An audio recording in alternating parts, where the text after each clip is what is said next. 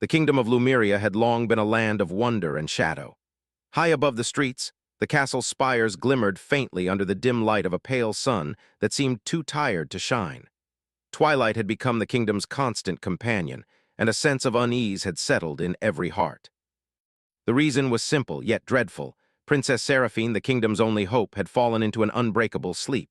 Knights of unrivaled skill had tried. Priests whose prayers could stir the clouds themselves had knelt by her bedside, their voices trembling. Scientists with instruments and strange formulas had bent over her every hour, but none succeeded. The princess lay as still as marble, her skin pale but smooth, her chest unmoving except for the faintest, almost imperceptible sigh. Her curse had been cast by a sorceress whose hatred was so deep that even death could not silence it. The kingdom whispered of her power in fearful tones, saying she had bound Seraphine's life to both magic and fate. Outside the castle, the city lived in a mixture of awe and dread. The common folk spoke in hushed tones, while merchants in the marketplace told stories of the princess and of those who had failed to wake her. Each new attempt to save her ended in despair, each new theory more desperate than the last. It was a tale repeated daily, and it had begun to dull the hearts of even the bravest. But not every heart was dulled. Kale, a young mechanic, moved quietly through the streets of Lumeria. His hands were perpetually stained with soot and oil, his clothes smudged with the marks of hard work. Unlike the knights or priests, he did not dream of glory or honor. His world was one of machines, gears, and the strange harmony that came when something turned smoothly after long effort. Yet the princess's story called to him in a way he could not name. There was curiosity, yes, but something deeper, an unexplainable pull that made his chest tighten and his mind whirl with possibilities. Kale had been dismissed by the noble houses before he even set foot in the palace. "A mechanic," they had said, scoffing. "How can a boy who oils carts hope to awaken a princess?" Yet Kale did not mind. He had learned long ago that knowledge was not measured in titles or robes. On a quiet morning, Kale found himself at the palace gates. Guards looked at him with suspicion, yet there was no reason to stop him. Mechanics had repaired the palace's many intricate mechanisms before, and Kale presented himself simply as another craftsman. The castle loomed above him, its stones blackened with age, yet shining faintly where magic still lingered. Inside the princess's chamber, Kale paused. It was more than just a room, it was a labyrinth of magic. The walls shimmered faintly, and the floor hummed with a power that seemed almost alive. The bed, simple yet regal, held the princess in serene stillness. But as Kale's eyes swept the room, they fell upon something unusual. Beneath the enchanted layers of her chamber, small gears and tiny mechanisms were embedded into the floor, the walls, and even the bedposts. No knight had ever noticed them. No priest had studied them, and the scientists, well, they had dismissed such things as ornamental. But Kale saw them for what they were, the heart of the curse, mechanical and magical, bound together in ways that only someone who understood machinery could hope to unravel. He knelt carefully by the bed, taking in the delicate movements hidden beneath the surface. Gears the size of coins turned with almost imperceptible sound, their tiny teeth meshing with perfection. The faint hum of energy that rose from them was not just magic, it was life itself. Kale's heart raced. He realized something that no one else had. The princess was alive, but trapped. Not by sleep alone, not by magic alone, but by a combination that had never been seen before. Kale's hands hovered over the mechanisms. Oil. A single drop could lubricate the gears, allow them to move freely, and perhaps awaken what had been held so cruelly in place. His mind raced. The possibility terrified him. If he failed, he could break her completely. If he succeeded, he could change everything. But his curiosity and something unspoken in his chest made his hands steady. The hours passed as Kale studied and adjusted, testing his knowledge of gears and pulleys against the strange magic that wove through them. The room remained silent, the princess still asleep, yet each movement of the gears beneath her whispered a promise. Kale felt the weight of the kingdom pressing on him, yet he also felt a strange lightness, the sense that he was doing what no one else had been able to do, truly see her. He thought of the other men who had failed.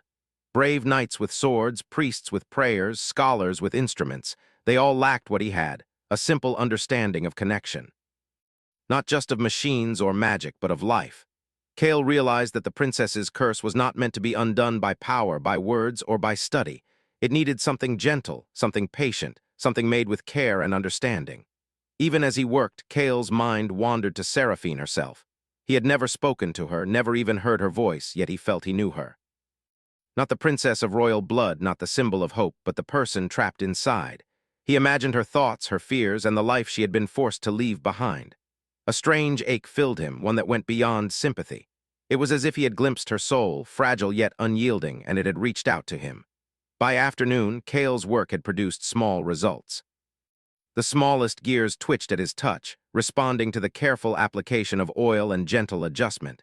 The air in the chamber seemed to shimmer, charged with the tension of possibility. Kale leaned closer, holding a single drop of oil above the mechanism that seemed to control her heartbeat. "Just one drop," he whispered to himself. His hands did not shake, but his heart pounded in his chest. He let the oil fall carefully, letting it touch the tiny, delicate teeth of the central gear. For a moment, nothing happened. The gears paused, the room silent. Kale's breath caught. He leaned closer, eyes straining. Then faintly he heard it, a heartbeat, weak, almost imperceptible, but it was real. He could feel it in the very air around him, vibrating faintly through the floorboards. Kale's eyes widened. He had not expected this, not yet. And yet there it was, the first sign that the impossible might be possible. A shiver ran down his spine, not from fear, but from awe. The princess, trapped in her enchanted slumber, was reaching toward life again. Kale's hands hovered over the mechanism, unsure whether to adjust further or wait. The room seemed to hold its breath with him. Outside in the kingdom, the streets buzzed with their usual life, oblivious to the miracle unfolding in the castle's highest tower. Kale knew that this was only the beginning. The curse had not been broken. It had merely stirred. And he had stirred it with the simplest of tools, a single drop of oil. That was all it had taken to hint at awakening, all it had taken to begin changing destiny itself. He stepped back, wiping his hands on his apron, his eyes fixed on the princess. She looked peaceful, untouched by the chaos around her, yet beneath that peace, life had returned. And in that moment, Kale realized something even more dangerous than the curse itself. He was not just drawn to fixing machines. He was drawn to her, not as a mechanic to a problem, but as one soul reaching for another. The castle seemed to lean closer, shadows stretching along the walls as if curious.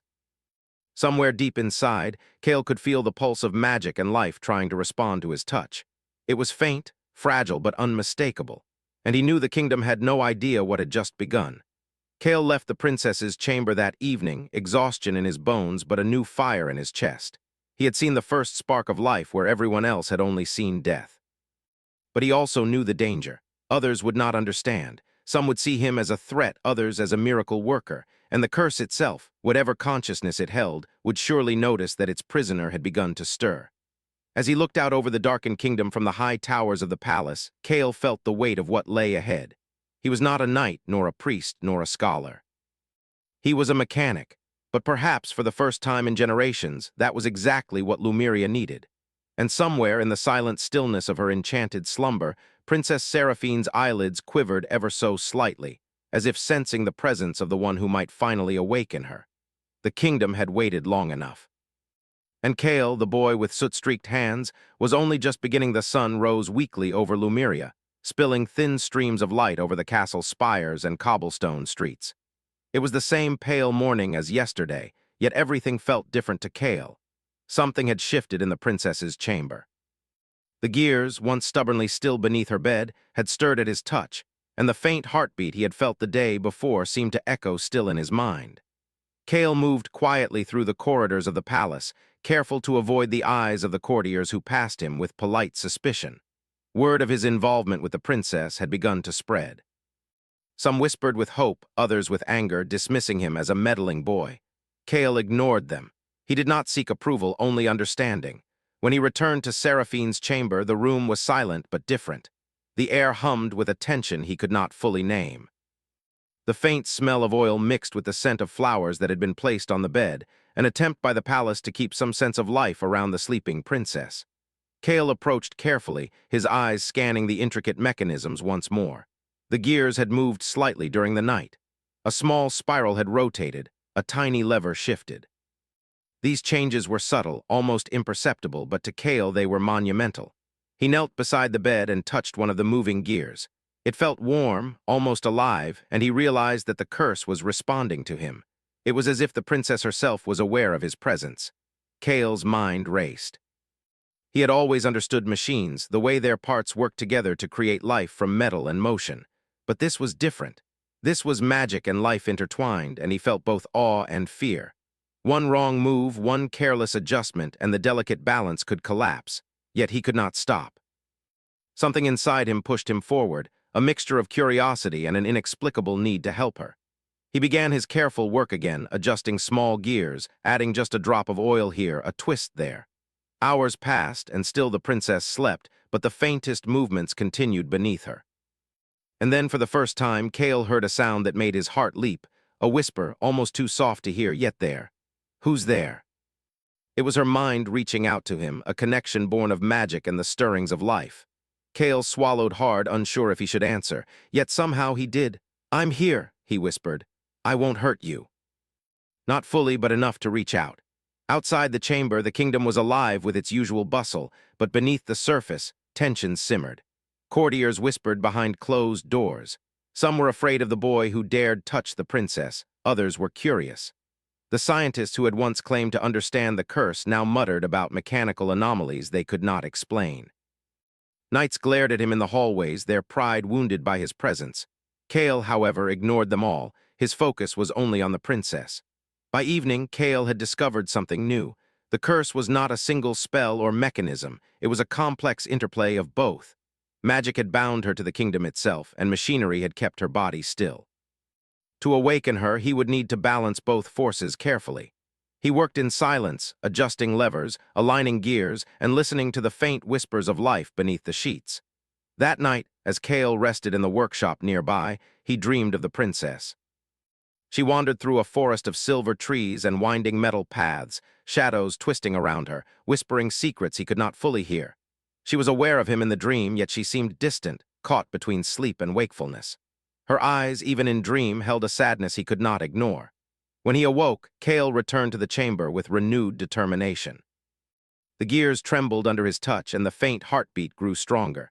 But the shadow of danger had begun to stir. Someone or something was watching. Kale noticed faint marks on the floor, signs of tampering. A shadow had moved through the palace unseen, observing his work. It was the exiled knight, once loyal to the royal family but now cursed by his own failures. He had been cast out years before, wandering the wilderness, consumed by bitterness. News of Kale's involvement had reached him, and he had returned to ensure that the curse remained unbroken. Kale felt a chill run down his spine. He could sense the presence of the shadow in the room before he saw it. The air grew colder, the shadows deeper, yet he did not stop. He knew that the princess's life depended on him, and he could not allow fear to dominate.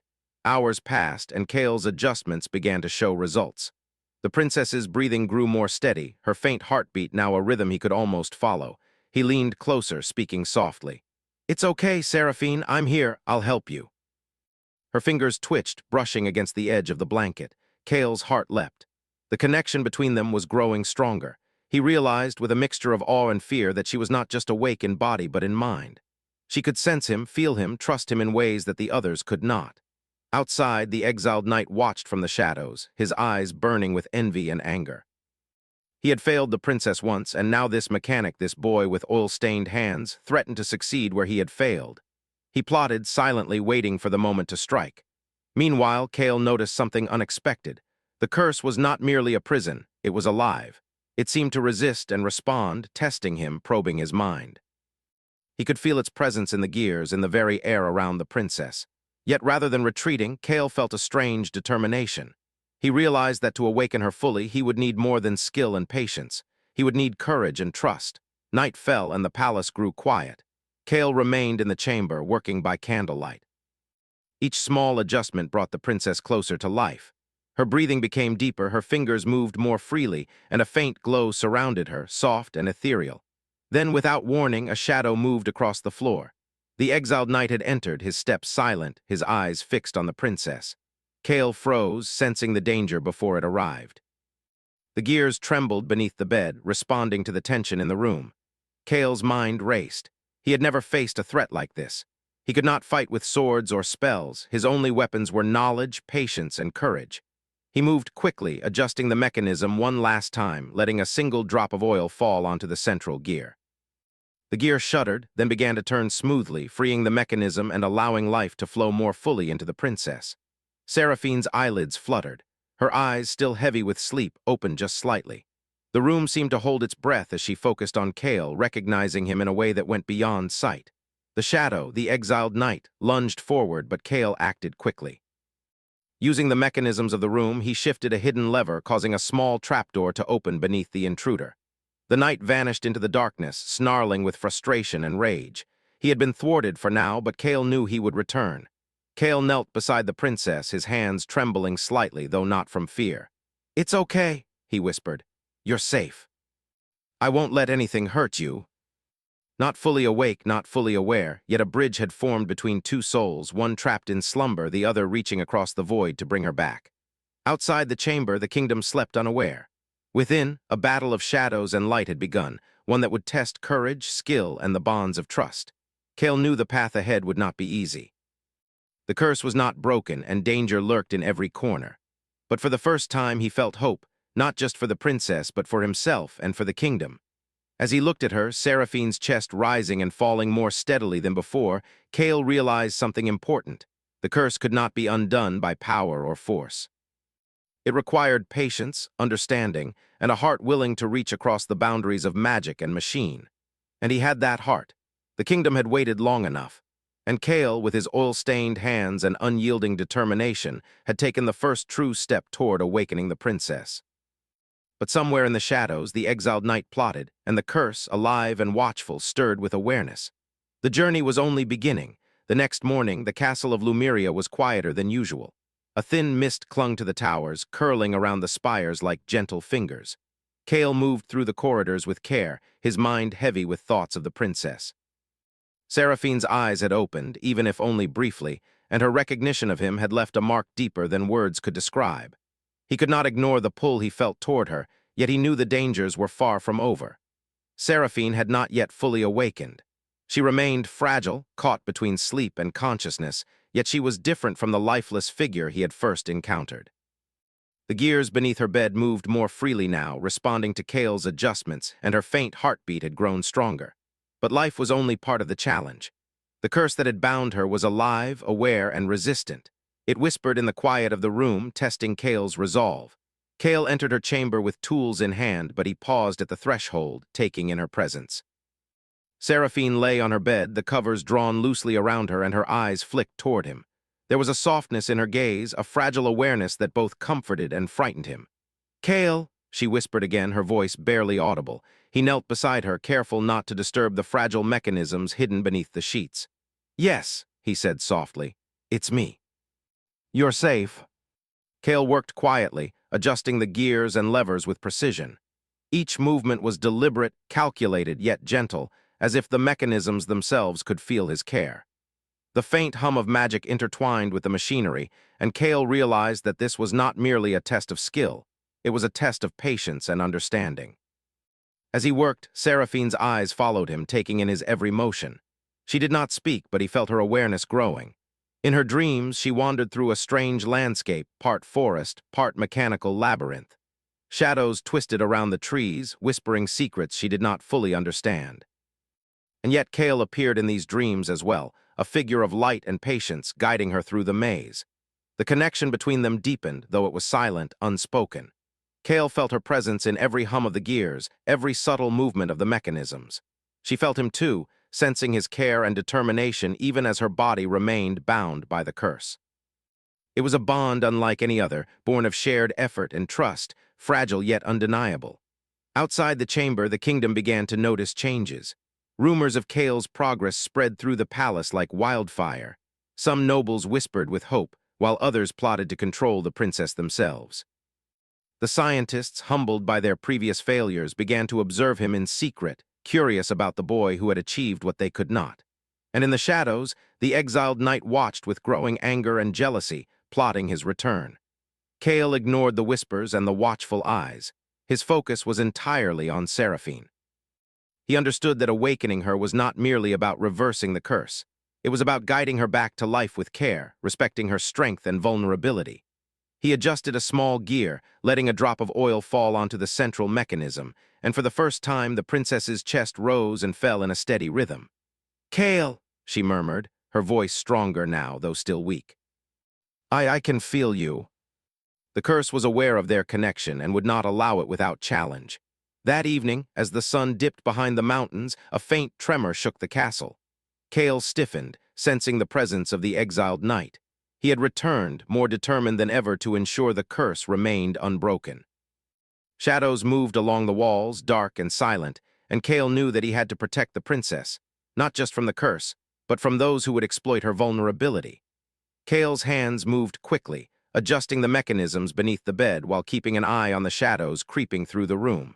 The gears trembled as if responding to the tension, and the faint hum of magic grew louder. Seraphine stirred, sensing the threat, her eyes fluttering open in fear. "It's okay," Kale whispered, placing his hand over hers.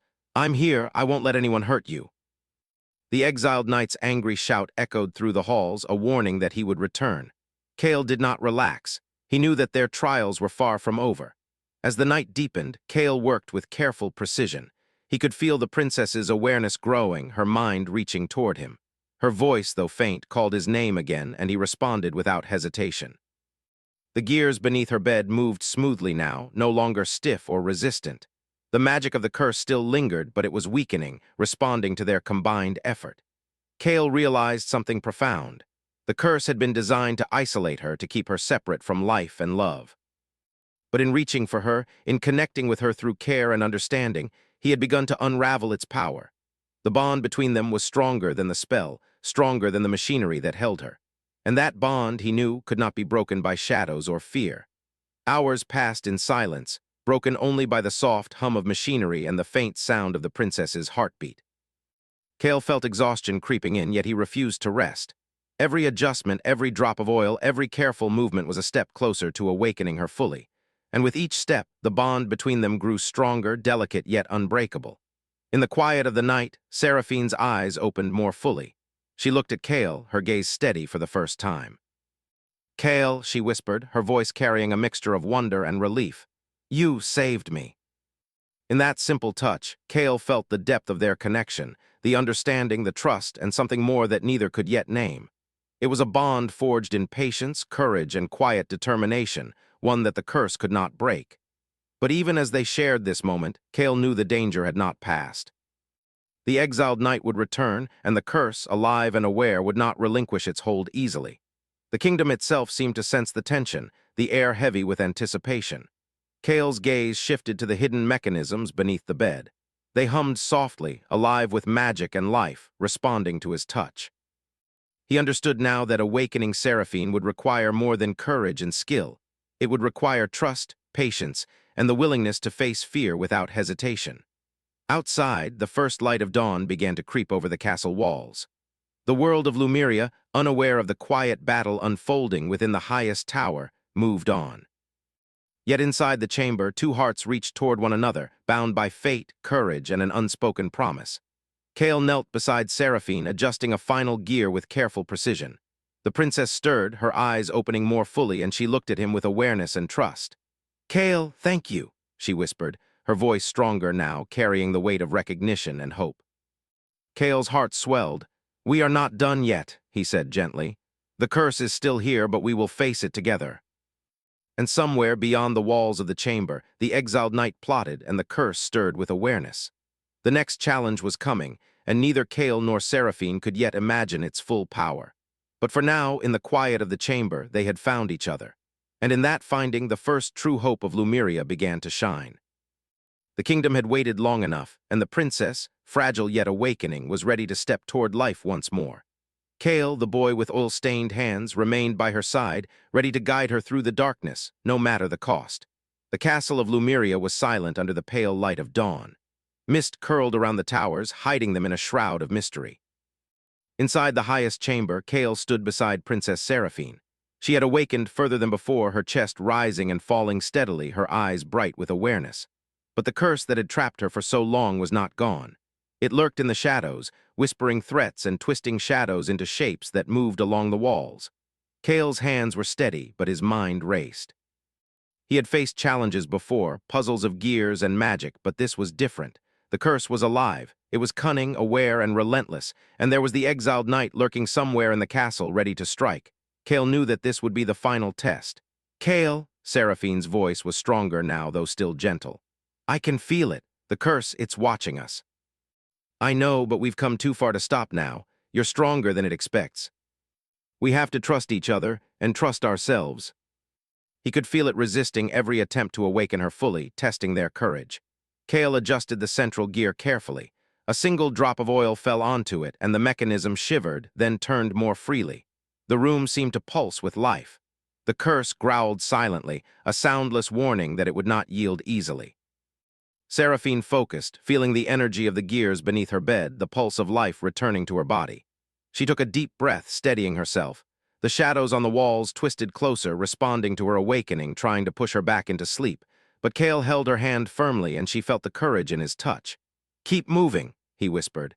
"Every breath, every heartbeat counts. You're stronger than it thinks."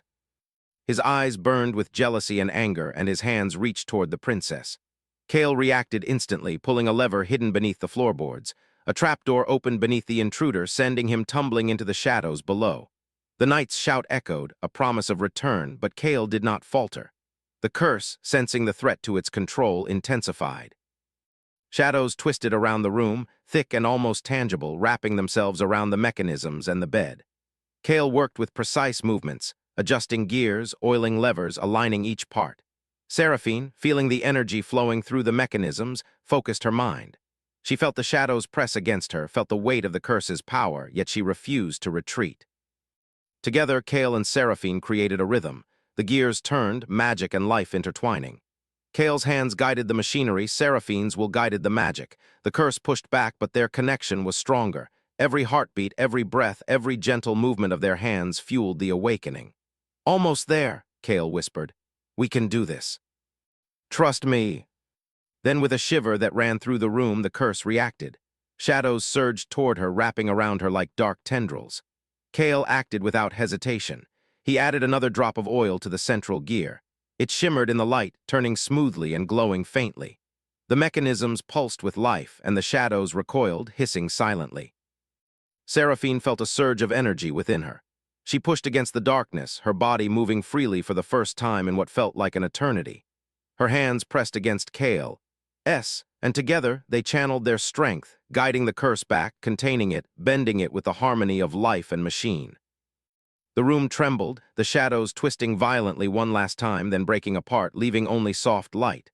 The curse was shattered, its power dispersed, its whispers fading into silence. Seraphine gasped, breathing deeply, fully awake for the first time in years. Kale knelt beside her, hands still gripping hers, his eyes shining with relief and pride. "You did it," Kale whispered. "You're free." But in that quiet chamber, only Kale and Seraphine mattered. Kale helped Seraphine sit up. She looked around the room, the faint hum of magic now calm, the gears silent and smooth. She touched the bedpost gently, feeling the life that had returned, feeling the power that had once trapped her now flowing freely. "Kale," she whispered, her voice steady, filled with wonder. "I can feel everything again. Life, the kingdom, even hope." They had faced the impossible together and emerged stronger. Outside, the exiled knight had fled the castle, defeated but alive. He would not interfere further, though Kale knew vigilance would always be necessary. The kingdom itself seemed to breathe again, the light of dawn breaking fully over the towers and streets. Birds chirped, the market hummed with life, and a new day had begun. Kale helped Seraphine to her feet. She stood taller now, no longer fragile, no longer trapped. Her eyes shone with the strength and wisdom of someone who had faced darkness and emerged. She looked at Kale, gratitude and something deeper shining in her gaze. "You stayed with me," she said softly, "even when it was dangerous, even when no one else could help. I didn't stay because of duty. I stayed because I wanted to, because I believed in you." The first sunlight in years bathed the streets in warmth and hope. Kale's hands brushed hers lightly. "The kingdom has waited long enough," he said, "and now you can lead it as yourself, not as a prisoner of a curse." The curse was gone, the shadows defeated, and the kingdom alive again. But more than that, Kale and Seraphine had found something rare and precious: trust, understanding, and the bond of two souls who had faced darkness together and emerged stronger. As they stood side by side, a gentle wind rustled through the towers, carrying with it the promise of a new beginning. The gears of the mechanisms, though no longer controlling the curse, gleamed softly in the sunlight, a reminder of the journey, the trials, and the courage that had brought them here. Kale turned to Seraphine, and for the first time he allowed himself to smile fully. "We did it," he said. Yes, she agreed, her eyes bright with hope and strength. Together,